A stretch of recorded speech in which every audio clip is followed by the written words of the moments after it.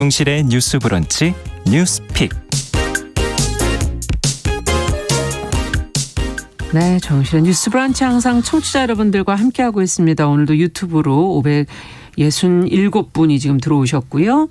자우리 이제님 들어와 계시네요. 그리고 콩으로도 저희는 캠코더를 켜시면 화면으로 보실 수가 있습니다. 남정만님, 김현옥님, 윤서영님, 성인혜님 이렇게 들어와서 인사해 주셨네요. 감사합니다. 자, 또 정영실의 뉴스 브런치는 일요일에 뉴스 브런치 부설 심리연구소라는 이름으로 일요일 11시 5분에 여러분 또 찾아뵙겠습니다. 기대해 주시기 바랍니다. 자, 첫 코너 뉴스픽으로 열죠. 화요일과 목요일 두 분과 함께하고 있습니다. 신보라 국민의힘 전 의원 안녕하십니까? 네, 안녕하세요. 정은혜 더불어민주당 전 의원 안녕하십니까? 안녕하세요. 자, 두 분과 함께 오늘은 보이스피싱 얘기를 좀 해보죠. 김미영 팀장 하면은 벌써 다 아시는 분들이 계시더라고요. 이 이름을 처음 사용한 것으로 알려진 전화금융사기 조직 총책. 필리핀에서 지금 9년 만에 검거가 됐는데 전직 경찰이라고 해서 저희가 더 놀랐어요. 맞습니다. 어떻게 잡았습니까? 어떻게 된 겁니까 이거? 네, 1세대 보이스피싱 조직 총책 필리핀에서 검거가 됐는데요. 네. 경찰청이 필리핀 현지 수사기관과 공조해서 지난 4일 붙잡았다고 합니다. 네.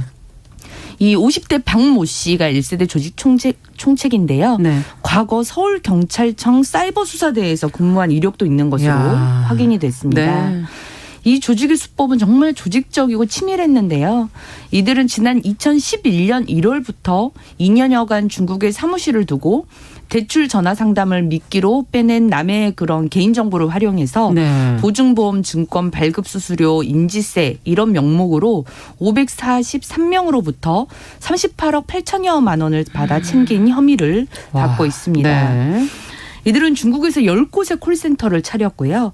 총책, 그다음에 연락처나 전화외선 대포 통장을 관리하는 그런 센터별 사장, 그리고 콜센터 팀장 등으로 핵심 역할을 나누고 범행을 벌였고요. 네. 국내에도 인출 송금을 전담하는 팀을 두는 등 거의 400여 명이 육박하는 사람들이 기업형으로 활동을 그렇군요. 해왔다고 합니다. 네.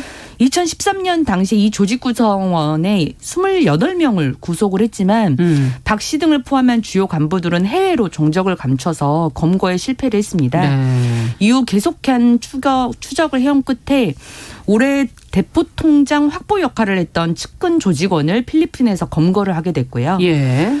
추가적으로 필리핀 현지 정보원과 함께 첩보를 수집해서 2주간의 잠복 끝에 이 총책인 박 씨를 검거했다고 합니다. 네. 향후 경찰은 검거된 조직원들을 국내로 송환해서 조사를 더 이어갈 계획이라고 합니다. 네.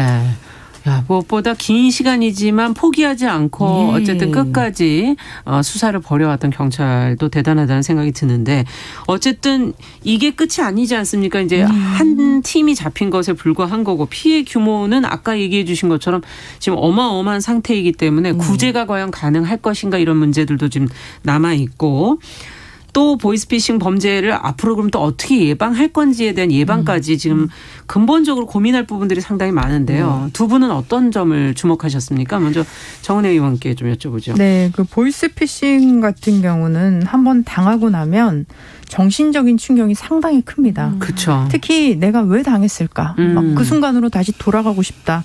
이런 분들도 계시고 실제로 보이스피싱을 당하신 후에 이제 또 기억을 잃으셨던 분도 계십니다. 이제 어르신 같은 경우는. 그리고 또 한 가지 더. 보이스피싱을 당하면 주변에 말하기가 굉장히 부끄럽습니다. 네. 그래서 내가 굉장히 좀 창피하기도 하고 그래서 실제 보이스피싱을 당하신 분들은 본인이 그것을 당했다고 이렇게 공개적으로 얘기를 하지 않으시기 때문에 우리가 알지 못하는 곳에 굉장히 많은 분들이 피해자가 더 많다. 네, 예. 있었다고 저는 보고 있습니다. 실제로 제가 제일 가까운 지인분이 보이스피싱을 올 초에 당하셨습니다. 근데 제가 그 보이스피싱 당한 돈이 한 800만 원 정도 됐었는데요. 제가 그 돈을 다 찾아드렸습니다. 네. 그래서 이 방법을 아마 시청자 여러분들과도 좀 같이 공유를 하면 저는 어떻게 좋을 것 같아서요. 찾으셨어요? 예. 일단 보이스피싱 범들이 돈을 인출하는 방법이 두 개입니다. 이제 하나는 계좌를 만드는 거죠. 근데 그 계좌도 계좌의 소유자 또한 이제 피해자인 겁니다. 그러니까 본인 계좌로 돈을 받지는 않죠. 그래서 제3자의 계좌로 돈을 받거나 아니면 요즘 같은 경우는 그 대면 인출 편취라고 해서 그러니까 정말 그 피해자가 직접 은행에 가서 돈을 찾아서 그 직접 범인에게 전달하는 줄 거. 수 있게 하는 그런 두 가지 방식이 저는 크게 있다고 봅니다. 네. 근데 특히 요즘 같은 경우는 그 어플을 설치하라고 뭐 딸이다 아들이다 이렇게 사칭을 하면서 그 어플을 깔게 됐을 때 이제 휴대폰을 원격으로 조정하게 되는 거죠. 그래서 가장 중요한 것은 보이스피싱범은 사실 출금을 계좌 이체했을 때는 바로 출금을 하지는 않습니다. 왜냐하면 출금 계좌도 피해자의 계좌이기 때문에 돈을 우리가 송금을 했다 하더라도 뭐 한 하루나 뭐 이틀 정도의 시간이 걸리는데 그 순간에 제가 한 3시간 안에 그 사건을 알게 듣고요. 되셨어요? 예. 네, 그 지급 정지 신청을 은행에 했습니다. 그러면 그 A 계좌에서 B 계좌로 갔을 때 지급 정지가 되면 B 계좌에선 그 돈을 찾을 수가 없습니다. 그리고 B 계좌의 모든 거래가 막힙니다. 그래서 B 계좌는 입금과 출금이 전체 다 되지 않아서 피해자분도 어느 날 내 계좌에서 돈을 꺼내려고 하는데 돈이 꺼내지지 않고 있고 이상하다 내 계좌가 왜 지불이 정지됐지? 라고 봤을 때는 본인도 피해를 입은 것이겠죠. 그리고 나서 이제 저는 112에 신고를 했고 특히 경찰서에 방문을 해서 요즘 이제 지능팀이라고 해서 거기를 가야 합니다. 그래서 사건 경위서를 작성하고 은행에 방문해서 계좌 상세 내역 거래서를 또 뽑아서 또 경찰서에 제출하고 또 피해자 구제 신청을 한다면 만약에 사실 보이스피싱범이 돈을 출금을 해버렸다면 조금 어려울 수 있는데요. 출금하기 전이라고 하면 그 사이에서 그 문제를 해결할 수 있는 거군요. 묶여있기 때문에 한 2-3달 걸렸던 것 같습니다. 그래서 보이스피싱범이 또 보면 한 곳으로 이체를 하지 않습니다. 그래서 2곳, 3곳, 2명, 3명한테 나눠서 이체를 하는데요. 특히 좀 수도권에 집중이 안 되어 있는 지방은행을 중심으로 이체를 하기 때문에 뭐 제주은행이라든지 이렇다면 지점이 수도권에 없으니까 또 우리가 신고를 하기도 어렵겠죠. 하지만 전화를 해서 이런 부분들은 확실히 하신다면 조금이나마 구제가 될 수 있을 것 같습니다. 네. 일단 은행과 경찰서를 가는데 지급 정지를 시키는 게 가장 좀 중요하다 지금 얘기를 해 주신 거네요. 네네. 네. 정신적 피해까지도 있다라는 지적을 해 주셨어요. 신보라 의원께서는 어떤 점을 주목하셨습니까? 네, 우선 이게 2011년도에 일어난 보이스피싱 2년여간 계속된 보이스피싱 사건이 이제 최종적인 총책까지 검거가 된 건데요. 알려진 피해액은 38억이지만 알려지지 않은 뭐 피해액 그리고 뭐 피의자들이 갖고 있는 뭐 재산 현황 뭐 이런 것들을 감안했을 때 1,000억이 넘는다는 얘기도 있더라고요. 어마어마하네요. 그렇기 때문에 이제 피해의 규모가 상상했던 것 그 이상으로 아마 좀 규모가 클 것이다라고 보고요.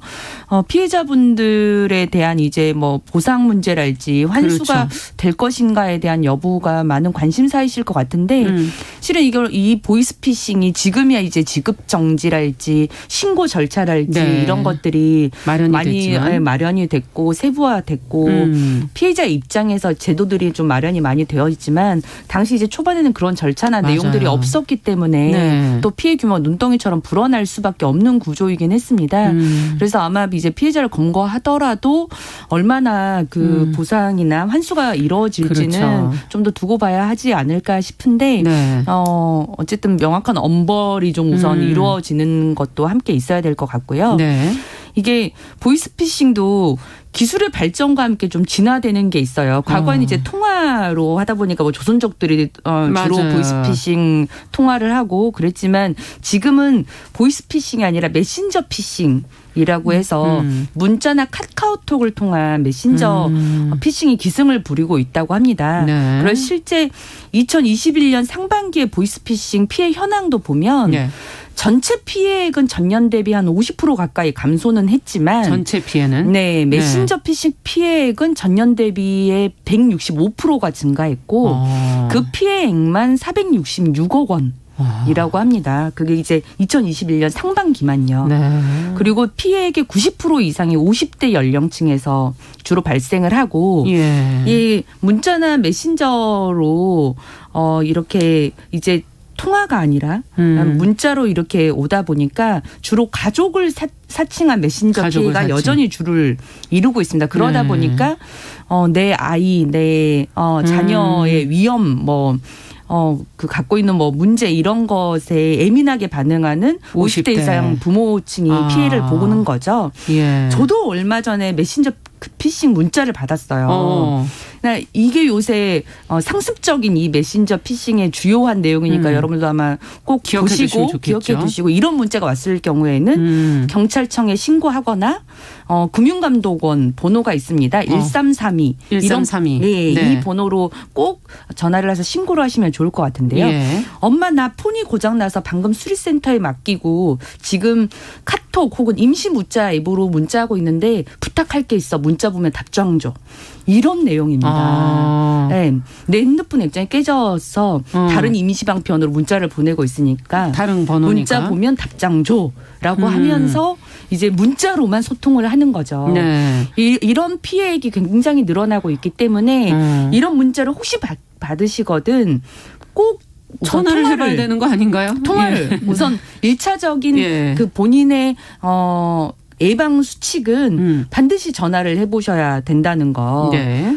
그리고 혹시 카톡으로 그런 문자가 왔는데 프로필 사진 아래에 주황색 모양의 지구본 같은 게 보인다면 해외 계정을 통한 사기 범일 확률이 높기 때문에 지구본 모양이 뭐가 보이면 예. 주황색 모양의 네, 그런 걸 또 염두에 보시면 좋을 것 같고요. 네. 친구 추가가 되지 않은 사람의 메신저일 경우도 일단 의심은 해보시고 그다음에 누군가 설치하려고 보내는 URL 같은 경우도 누르시면 안 되고 되도록이면 다운받지 말 것 이런 부분의 예방 수칙은 좀 지켜져야 될 것 같고요. 메신저 피싱을 당했을 경우에는 또 정원혜 의원께서 잘 설명을 해주셨는데요. 네. 만약 내 개인정보가 도용을 당했다. 계좌나 비밀번호, 주민등록증 노출됐다. 그렇다면 개인정보 노출자 사고 예방 시스템이라는 게 있습니다. 그건 어디에 있나요? 네이버에도 검색을 하면 해보셔도 나오나요? 되고요. 금융감독원 사이트에도 이 내용이 있는데요. 예. 개인정보 노출자 사고 예방 시스템에 들어가셔서 예. 연락을 하시면 이 성명 전화번호 자기 핸드폰 주민등록번호를 금융회사에 제공을 하고 금융회사에서 이것과 관련한 노출자 명의의 거래가 시도가 되면 즉시 거래 제한을 해주는 겁니다. 그래서 빨리 해야 되겠군요. 주민등록증을 혹은 분실했거나 아니면 내 개인정보가 어디로 넘겨졌다는 게 확실하면. 네, 확실하면 그렇게 절차를 밟으시는 것도 좋을 것 같다는 말씀을 드립니다. 개인정보 노출자 사고 예방 시스템. 예. 네, 그런 게 있군요. 예. 자, 또 혹시 더 챙겨야 될 게 없는지 한 말씀씩 더 들어보죠. 네, 예. 그리고 앞서 말씀드린 그 대면 인출 편취가 요즘 또 기승을 부립니다. 네. 이것도 전년 대비 4.7% 상승해서 365%가 증가했다고 합니다. 뭐냐면 돈을 계좌로 보내려고 하는 대신에 피해자가 현금을 직접 찾아서 보이스피싱 당해 건네도록 유도하는 방법인데요. 사실은 쉽지 않지 않나요? 이거는? 네, 근데 이 부분이 거의 한 4-5배가 증가했다고 하니까 이 부분에 대해서 김병욱 의원이 법안을 발의한 게 있는데 예. 과거에는 우리가 피해금이라고 한다면 사기 계좌로 송금이나 이체된 그 네. 금액을 피해금이라고 했던 것을 이제는 이체되거나 피해자의 계좌에서 인출된 계좌 이체 수법이라고 해서 우리가 좀 이 부분까지 또 개선을 해야 할 것 같고요. 그리고 이번에 대통령 후보들이 저는 이 부분에 공약을 좀 확실히 내줬으면 좋을 것 같다는 생각이 듭니다. 특히 뭐 보이스피싱 방지법 해서 강력한 처벌과 그리고 피해자가 돈을 다시 돌려받을 수 있는 좀 간단한 절차들을 이게 어르신들은 사실 은행 가고 경찰서 가고 서류 준비하고 이것도 굉장히 버겁거든요. 맞아요. 특히 근데 보면 어르신들이 많이 당하시는 그렇죠. 것 같더라고요. 그리고 예. 좀 우리가 그 휴대폰 같은 경우도 실제로 뭐 URL 통해서 그렇게 설치하는 어플이 있지만 아이폰 같은 경우는 사실 설치가 되지 않습니다. 그래서 만약에 너무나 고령이고 힘드시다면 또 휴대폰을 저는 또 권유를 해드리고 싶습니다. 네. 네네. 어쨌든 처벌도 좀 제대로 돼야 되고. 네. 신보라 의원께서는 또 어떤 점을 더 챙겨주시겠어요? 네. 어쨌든 이게 피해가 있을 경우 3일 이내에 피해금 환급 신청이 우선 가능한 절차가 있다고 합니다. 3일 이내에. 예. 그런데 방금 말씀하셨던 것처럼 이게 어쨌든 절차가 있는 거죠. 경찰서에서 사건 사고 사실 그렇죠. 확인서를 또 발급을 받고 영업점에 또 방문을 하고 제출을 해야 되는 이런 규정들이 있는데 이런 것들을 좀 어떤 간편 절차 시스템이 좀 마련이 되면 훨씬 좋을 것 같고요. 예. 어쨌든 피해가 있을 때는 주저하지 마시고 그 사실을 주변에 알리고 함께 대응할 수 있도록 하는 게 가장 현명하다라는 말씀을 함께 드리고 싶습니다. 빨리 전화해야 된다. 예, 요새는 이제 피해 구제 네. 절차가 굉장히 잘 마련되어 여기저기 있기 있네요. 때문에요. 네. 잘 챙겨 보셔야 되겠네요. 네. 예. 자, 오늘 첫 번째 뉴스는 여기까지 듣도록 하고 두 번째 뉴스로 좀 가보도록 하죠. 코로나19 지금 백신 접종 이후에 생리불순을 호소하는 여성들이 많은데 이 내용은 사실 어디엔가 이렇게 제대로 다뤄지고 있지 않아서 이게 과연 맞는가 하는 의문을 가지시는 분들도 있는데 질병관리청이 이달 중에 백신 이상 반응 수집 항목에 월경 장애를 추가할 방침이다. 지금 그렇게 보도가 나오고 있습니다. 그간 어떤 얘기들이 있었던 건지 신고 사례는 그렇다면 어느 정도 되는 건지 질병청 입장까지 해서 좀 살펴보도록 하죠. 정은혜 의원께서 좀 정리해 주시겠어요? 네, 그 질병관리청이 그동안 그 부정출혈 등 그 월경 이상 반응 같은 경우는 이제 기타 항목으로 수집을 했습니다. 네. 우리가 뭐 두통이나 근육통, 어지럼증 같은 경우는 이렇게 체크를 할 수가 있었는데 기타 항목으로 되어서 정확하게 수집은 되지 않았습니다.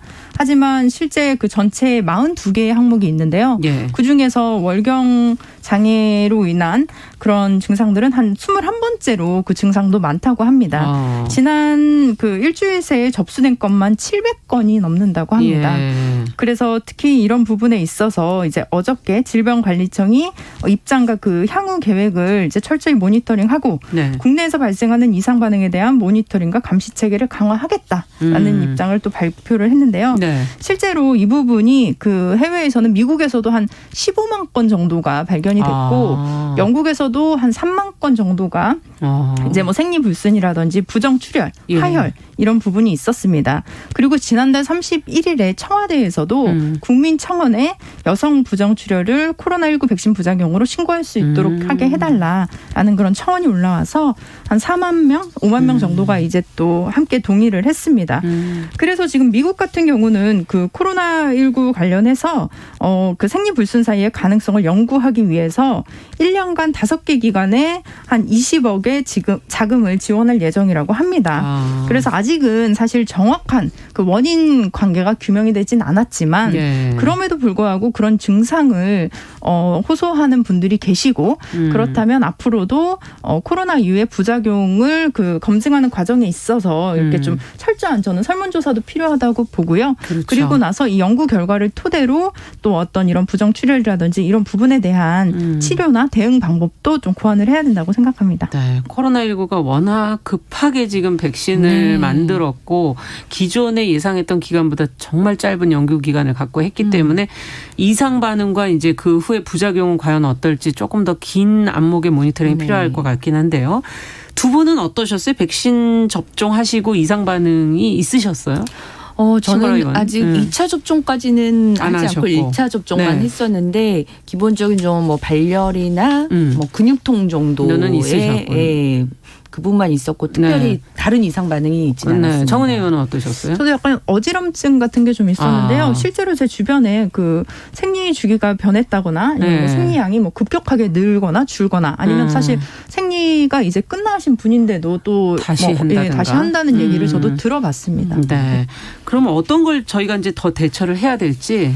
우선 좀 여성 질환에 대해서는 질병관리청이 예. 조금 안이하게 생각한 측면이 있다고 봅니다. 네. 왜냐하면 여러 다양한 형태로 생리 이상 반응들이 백신 부작용의 형태로 네. 지금 뭐 제보도 되고 있고 그렇죠. 뭐 SNS 이런 쪽에서도 많이 글이 올라오고 올라오고 있고. 최근에는 한 배우도 맞아요. 갑자기 생리를 하지 않는다 화이자 접종 이후에 뭐 그런 얘기들이 많이 나오고 있기 때문에 근데 이걸 여러 형태로 계속 왜 이상 반응에 포함시키지 않느냐 유형으로 그런 얘기가 있었을 때 질병관리청에서 그 부분을 적극적으로 이제 대응하지 않고 그냥 기타 항목에 적어 넣어 주세요 이렇게 했다가 네. 이게 건이 계속 더 많아지고 하다 보니까 이제서 이제 검토를 하는 거거든요. 저는 그래서 그 대응 자체가 조금 너무 소극적이었다라고 말씀을 드리고 싶고요.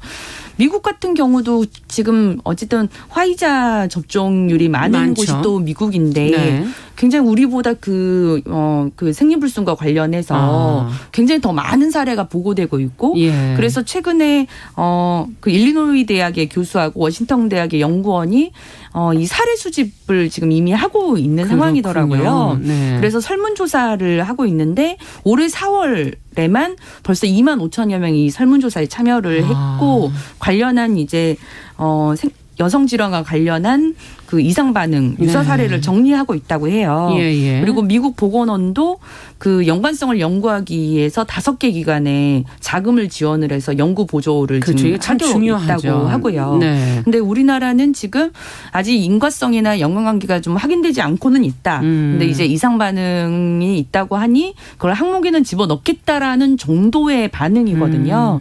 저는 관련 연구를 우리나라에서도 해야 된다. 좀 할 수 있다면 네. 적극적인 좀 지원을 검토해야 되지 않을까 그러네요. 하는 예. 생각이 듭니다. 네, 이것이 정말 여성 질환 이건 호르몬과 또 관계가 된 것일까 뭐 여러 가지 예. 뭐 앞으로의 임신 출산하고의 또 그럼요. 연관성이라든가 네. 여성의 몸에 또 어떤 영향을 줄지 궁금하긴 하네요.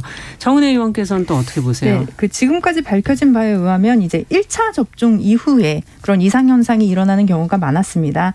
그리고 연령대별로 보면 40대가 가장 많았고 그다음에 네. 30대가 많았습니다. 그리고 백신 종류를 봤을 때는 이제 화이자가 538건으로 가장 많았고요. 예. 모더나도 97건입니다. 그래서 만약에 우리가 이 인과관계를 발견한다면 사실 백신 종류도 뭐 여성일 경우에는 좀 다르게 맞을 수도 있는 것 같고요. 그리고 이런 이상 반응을 수집하는 게 가장 중요한데 네. 이게 지금 기타 항목으로 분류가 되니까 실제보다 과소 추정이 될 수 있습니다. 예, 그렇죠. 네, 우리가 그런 그 문진을 받을 때도 뭐 질병이 있으십니까 하면 생각이 안 나잖아요. 예. 근데 뭐 당뇨가 있으십니까, 고혈압이 있으십니까 이러면 구체적으로 한 번 더 생각을 하게 됩니다. 그래서 맞아요. 이 부분도 저는 그 질병 그 항목에 좀 이렇게 포함을 해야 한다라고 생각합니다. 네. 한 말씀씩 더 끝으로 더 네. 들어보면. 예. 그리고 이제 어쨌든 그 백신이 여러 임상 실험을 거쳤다 하지만 여러 부작용이 지금 계속 존재하고 그렇죠. 네, 있는 맞아요. 만큼 또 국가가 이제 국민을 기본적으로 신뢰한다는 입장에서 이상 반응과 부작용으로 생겨나는 문제에 대한 피해 보상에도 좀 적극적이었으면 좋겠다는 생각이 들어요. 네. 그런데 지금은 우리가 접종하고 나면 1차 반응에 대한 신고를 할 수 있게 되어 있습니다. 그래서 국민비서 여기에서 앱이 있죠. 그 예방 접종 후의 건강 상태를 확인하는 링크를 보내주고 3일 후에 오죠. 거기에 예. 이제 체크를 하게 되었는데 네.